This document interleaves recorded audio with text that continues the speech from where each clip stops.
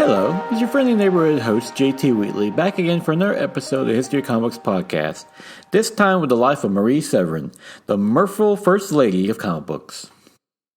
As you may have noticed in covering the various biographies of comic book creators throughout this series, like most industries, comic books is mostly a male-dominated. However, there have been numerous women who have contributed to the medium, as my previous History of Female Creators in American Comic Book series highlighted.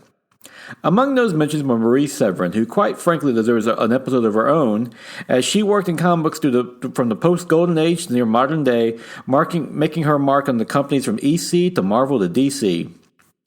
Using her artistic talent combined with her trademark sense of humor, she would earn the name the Mirthful Mistress of comic books, but most significantly, many called her the First Lady of comic books. Marie Severin was born on August 21st, 1929 in East Rockaway, New York. Her brother, John, the subject of the previous John Severin episode, was 7 years older, born in 1922. The family moved to Brooklyn, New York when Marie was 4. Their parents, John Edward Severin and Margarita Powers Severin, encouraged their love of art, with their father being from Oslo, Norway, and having served in World War I. He would later become a designer for Elizabeth Arden around 1930, doing labels, package design, and bottle ornamentation. Their mother, whom they called Peg, was a homemaker and hailed from an Irish family. Growing up, Marie Severin enjoyed reading to help her mind visualize and improve her vocabulary. She would show artistic talent at an early age and even used this to help the nuns at her Catholic grammar school. Severin soon became known for her chalk drawings on the school boards and even the streets. She later went to Bishop McDowell High School, an all-girls school. However, Severin was a tomboy growing up and very outgoing despite having polio as a child. After graduating from high school in January of 1948, Marie Severin went straight to work at the Norfolk's Greeting Card Company and the New York Insurance Company, mostly doing clerical work. She did try the cartoonist and illustrator classes for a few months and even attended the Pratt Institute for one day, but that was the most formal art training she ever received. Her father wanted Marie to go for the full 4 years, but she was ready to enter the workforce and travel, going everywhere from Mexico to Germany in the early 20s. She was particularly interested in Scandinavia, as her father's family was from there and she wanted to examine her roots. While working, she lived in the same home she grew up in, even after her father passed away. Meanwhile, her brother John had entered into the comic book world, and through him, Marie Severin was about to do the same. Her brother, John Severin, was working at EC Comics at the time and got her first job as a colorist. Marie Severin's first recorded work was A Moon, a Girl, a Romance, number 9, in October of 1949. She started working full-time at EC around 1951 and 1952 under Harvey Kurtzman on his War Book line. Marie Severin quickly became known for her accurate colors in war comics, which was done at the Chemical Color in Bridgeport, Connecticut, with her doing the coloring after getting the silver prints back. Sometimes when things ran late, Severin was forced to use copies from the photostat machine, which she hated, but when it was replaced with the Xerox copier, she much preferred that. Much of this was from Kurtzman, who was notorious for his accuracy in his war comics. Thus, Severin would have to go to the local armory with a camera to see what colors were accurate for the vehicles and equipment that was depicted. Soon, Severin was coloring all of EC's books, contributing to their exceptional art at the time, which was a large part of why they sold better than most of the other comic books on the stands. This was especially the case with their covers, which instantly grabbed the reader's eye. This was in no smart part to Marie Severin's coloring, along with the pencils being done by such brilliant artists as Jack Davis and Wally Wood. Severin felt colors should set the mood of the stories and liked using watercolors for her job, using Doc Martens' synchromatic dyes. She also felt that you shouldn't use colors to hide things, especially with EC Comics. Severin would joke that part of the reason readers did buy EC books was for the gore. Al Feldstein would counter this, though, pointing out at the time that Marie Severin was a young, very moral Catholic girl who would object to some scenes, and even stated she had colored an entire panel blue to hide the gore. Severin disputed this story, though she did admit to coloring some of the books to hide offensive bits concerning that the parents might not like it. Severin also never colored the book until the story was finished, wanting to keep the colors uniform throughout. Marie Severin would even work on early mag comics with Harvey Kurtzman as well before it was turned into a black and white magazine. She also noted she was never censored at the company, though Al Feldstein would work her until she dropped. Overall, Marie Severin loved her time at EC Comics and the people she worked with. She called the owner, Bill Gaines, one of the nicest people she had ever met. Plus, she stated that she wasn't treated any differently than anyone else despite being one of the few women working there. However, when EC Comics collapsed, there was only one book left, which was the black and white Mad magazine, which obviously she didn't need a colorist. Much of this was due to Frederick Warren in his 1954 book, The Seduction of the Innocent, which blamed comics for juvenile crime. The backlash resulted from it led to a contraction in the industry, and Severin personally loathed Warren for this and claimed that he was just doing it to get a job. EC Comics would attempt to weather this transition under their new Direction line, which featured books like Valor and Piracy, which Severin colored, but they only lasted for a few issues. She would later be contracted to help recolorize many of the EC Comics decades later, though, when Ross Cochran started to publish them in collections in 2003, which won Eisner and Harvey Awards. Cochran would later auction off Severin's color guides. After leaving EC Comics from around 1953 to 1954, Marie Severin went to work for Timely Comics, the future Marvel. Working at Timely, Marie Severin would claim that no one treated her any differently there as well, despite being one of the few women also there.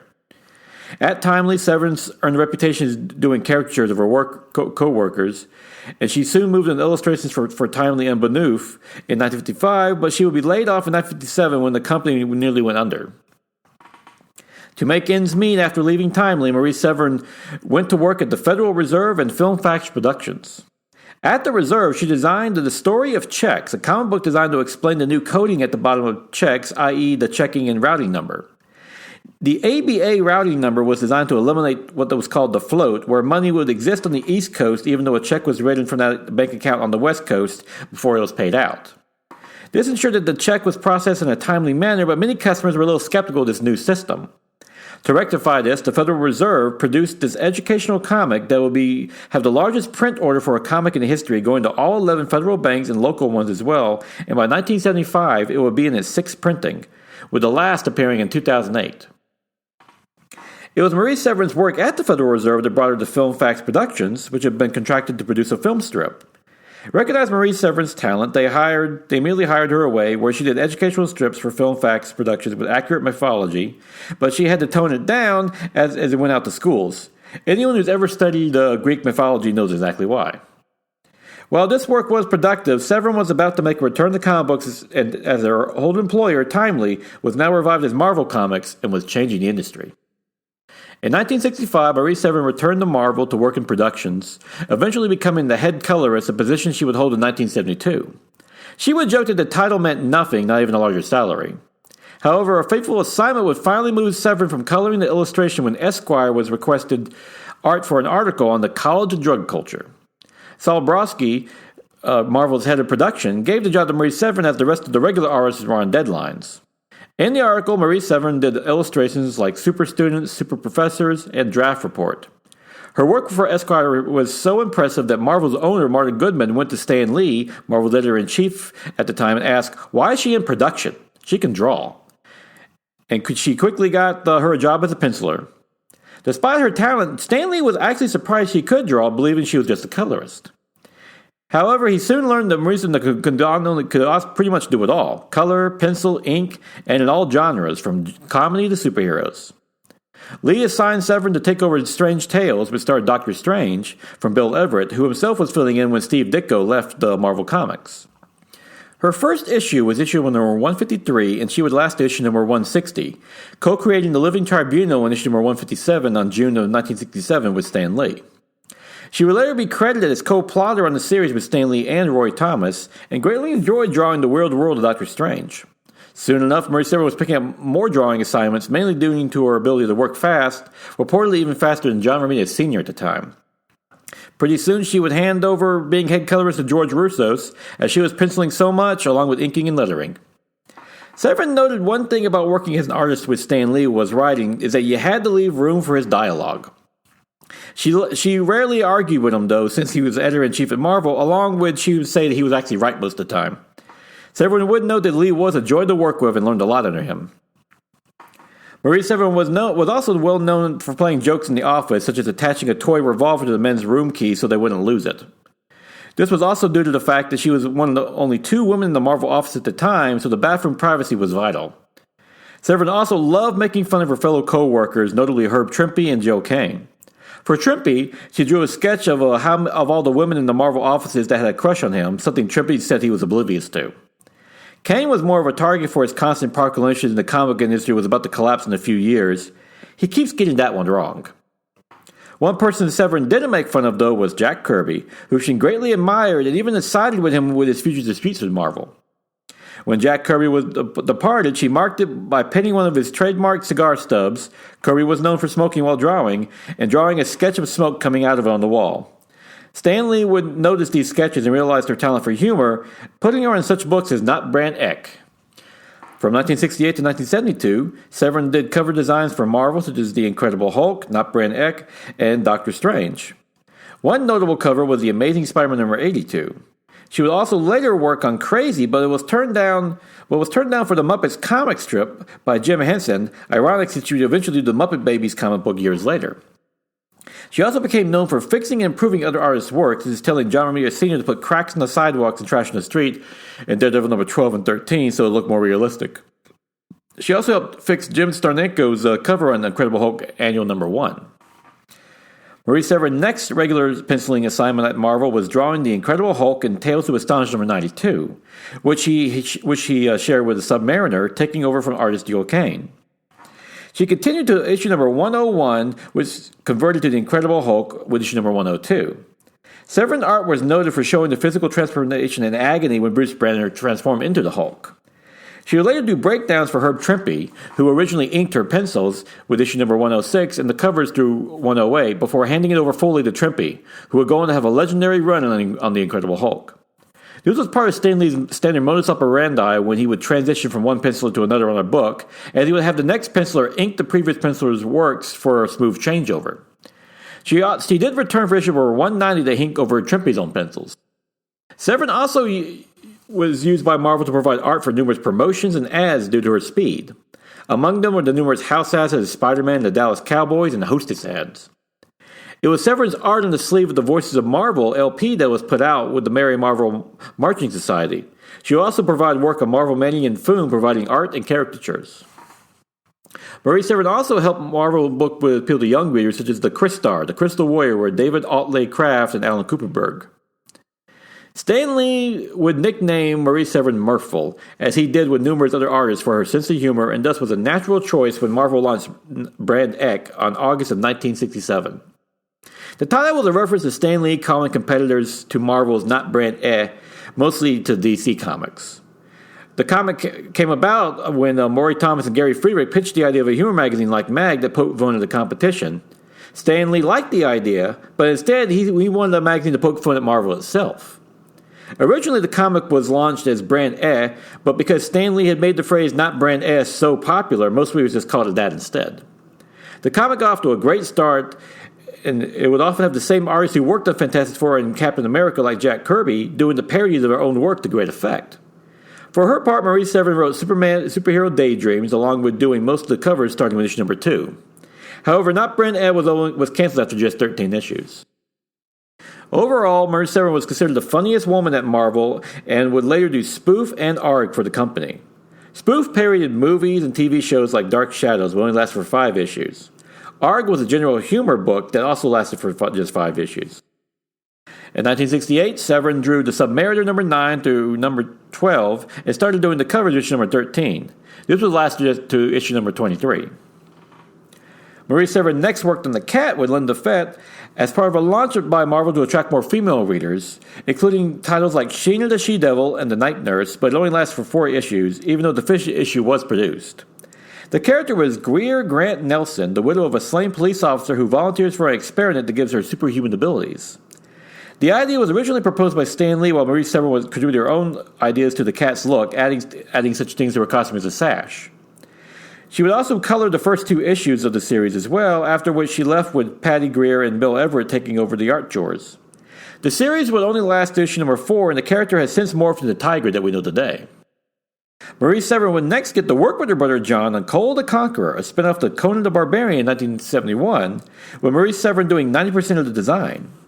Cole was actually the first barbarian created by Robert E. Howard, who also created Conan, first appearing in the story The Shadow Kingdom, which first appeared in the Weird Tales pulp magazine in 1929. Cole was a barbarian from Atlantis who conquered the kingdom of Valusia, and on his adventures he was often accompanied by a Pict named Brule the Spear Slayer. Marie Severin provided the pencils for the series while her brother John inked. She remained in the series to issue number 10, and during her run, the character Thulsa Doom made its first comic book appearance. The brother-sister duo quickly became associated with Cole and later produced portfolio plates in 1973 and 77, along with appearing in a 7-Eleven Slurpee Cup in 1975. Marie Severin would then actually go on to work on Conan himself, inking John Buscema's pencils in Conan number 25. Throughout her run at Marvel, she would work on Spider-Man, Iron Man, and The Wizard of Oz, a rare Marvel-DC collaboration in 1975, providing biographies of several of the main characters. She also continued to design many of Marvel's covers for Marvel's comics. Severin also said she did most of the cover design under Stan Lee, who allowed creative freedom despite giving strong direction. However, once Lee left, Severin stopped doing the covers shortly after. She was even the fill-in art director for 3 days when John Romita Sr. left. However, new editor-in-chief Jim Shooter would ultimately end this position, and Severin reported hated working for Shooter, calling him the outsider who originally was a writer for DC. Despite this, Severin was so good at covers that she taught at John Buscema's comic book artist workshop in 1976, along with other comic breaks like Stan Lee, Roy Thomas, and Gil Kane. She would also ink her own pencils. In 1972, she created the fanzines like Ragnarok and Fans of Central New Jersey and the Comic Crusader. She also was a regular contributor to Marvel's various fan clubs like Marvel Mania and Foom, Friends of Old Marvel. Notably for Foom, she contributed a brilliant cover for issue number 16 that depicted the Marvel's bullpen in a trademark character form. Severin also worked on Crazy, which was mostly just reprints from Not Brand Ed, but it only lasted for 3 issues. However, it later be relaunched as a black and white magazine on October of 1973, and that would go on for 94 issues in 10 years. On November of 1973, Marie Severin also illustrated the cover of the feminist magazine Miss. Severin would become a regular convention goer throughout all this, and in 1974, she participated on the panel of the role of women in comics at the 1974 Comic Art Convention in New York, appearing alongside Flo Steinberg, Linda Fett, Jean Thomas, and Irene Vartanoff. That same year, Severin was also awarded the Best Penciler Humor Division Shazam Award, and would later be nominated for Best Inker and Best Colorist the following year. In 1978, she appeared in the Women in Comics panel, where she also did commissions. In 1975, she later did the Big Apple comics under Floyd Steinberg with the story The Man Without a City. It was a one-shot, adult-only comic, black and white, that was also featured the work by Neil Adams, Wally Wood, and Herb Trimpe. In 1976, Marie Severin co-created Spider-Woman writer Archie Goodwin, who first appeared in Marvel Spotlight number 32 in February of 1977. This came about from a suggestion by Stan Lee when he realized that Marvel didn't own the name Spider-Woman, thus anyone could claim it. Stan Lee knew this personally, as Marvel had created Wonder Man, which DC Comics threatened to sue over for infringing on their own character Wonder Woman. Stan Lee agreed to cease publication of the character, but then DC went and created Power Girl, which could be argued his name was a takeoff of Marvel's Power Man, who we know as Luke Cage today. Sure enough, Wonder Man has since reappeared in Marvel, but Lee wanted to make sure that no one could do that to Spider-Man. Thus, the character Goodwin and Severin created was Jessica Drew, who was originally conceived as a spider that actually evolved into a woman, until writer Marv Wolfman later explained that she got her powers from a Hydra experiment, with the memories of being a spider being implanted in her mind. She has since become a regular fixture in Marvel Comics, joining the Avengers, and even getting her own cartoon series in 1979, voiced by Joanne Van Ark. Marie Severin would also do many licensed comics for Marvel as well, such as working at their Star Comics for Marvel, their kids imprint, which included Muppet Babies, Fraggle Rock, and Star Wars, along with numerous other licensed property.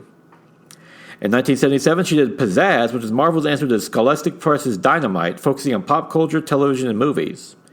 That same year, she co-created the villain Dr. Bong with writer Steve Gerber in Howard the Duck number 15 on August of 1977. He was designed as a parody of Dr. Moreau from the H.G. Wells story The Island of Dr. Moreau, and would become Howard the Duck's arch nemesis, noted for a bell-shaped helmet that created a different effect every time it struck.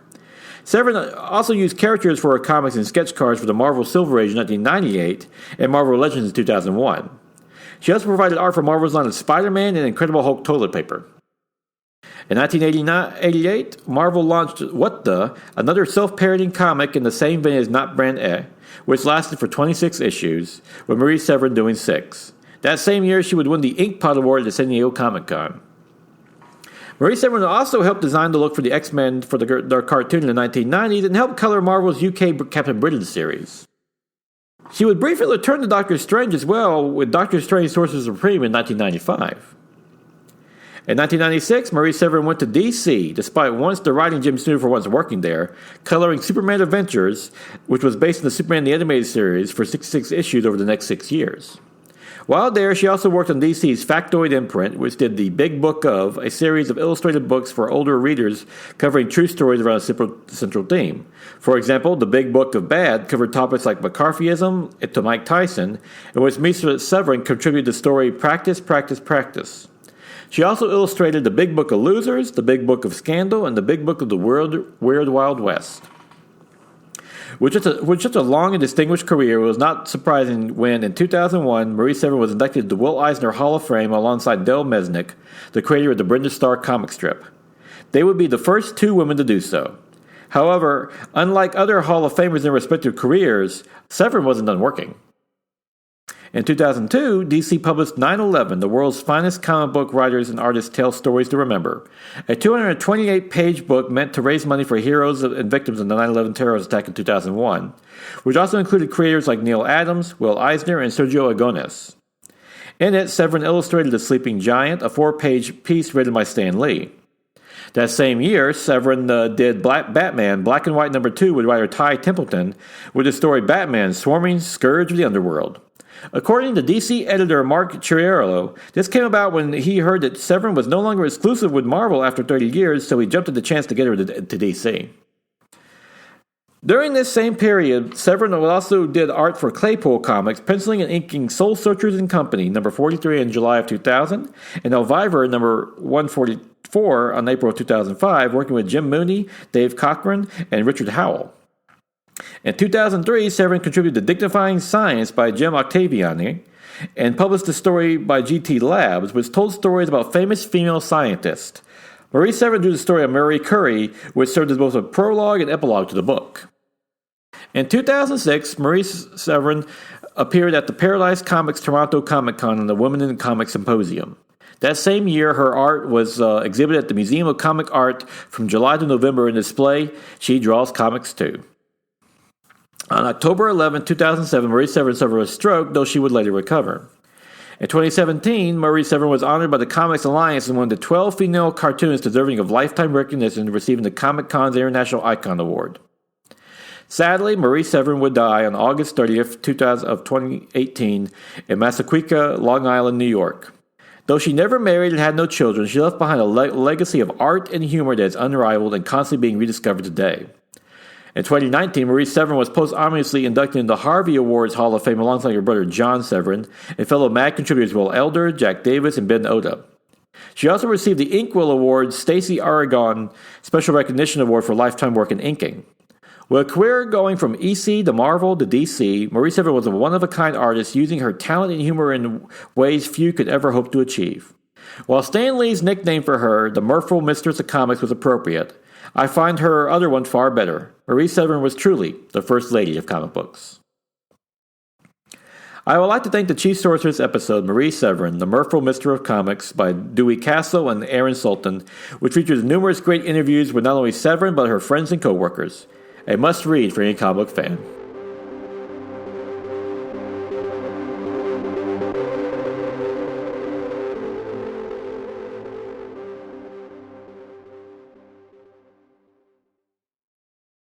My name is Mark McRae, and I'm the author of The Best Saturdays of Our Lives. I'm Dan Klink, co-host of The Best Saturdays of Our Lives podcast. The Best Saturdays of Our Lives features programming trends from the 1966 television season all the way through the last hurrah of the early digital age of the 1990s. On the show, if it's animated, we talk about it. Order your signed copy today at tbsool.com. And listen to the podcast at esonetwork.com and all podcast platforms. Now it is June 24th, 2021, time for the favorite comic of the week. Batman Reptilian, #1 by Garth Ennis and Liam Sharp, which is a new Black Label book from DC that finds Batman dealing with a mysterious murderer who's going around killing his old villains, all while dealing with calls of people saying that he's gone too far in his own methods and maybe he's the one doing these murders to begin with. Garfiennes does a great job with this Black Label series, and obviously this is the kind of thing he's really good at, being able to operate outside the typical censors of DC's mainstream book, to really explore the Batman character, and if he really does go too far, and opening a confrontation with a criminal who gets let out of by the judge on the technicality is a great example. And it's matched great by Liam Sharp's very gritty and atmospheric artwork, who also provides a very beautiful tribute to the late, great Steve Dillon, who was supposed to have been the penciler on this series, but sadly passed away before he could do it. And Liam Sharp has an opening introduction talking about how he felt like he had to imitate Dillon's style till he realized, no, Dillon himself would want him to do it his own way. So, very beautiful book, a nice new Batman book by Garfiennes and so forth. So, definitely worth picking up. And with that is the biography of Marie Severin, the Mirthful First Lady of comic books. Join me again next week when I'm going to begin a three-parter on the battle for Marvel comic books, how a bunch of financial wizards in the 1990s tried to take over the House of Ideas, and the lone survivor who ended up with the ownership of it. Till then, go out and enjoy yourself. Good comic book.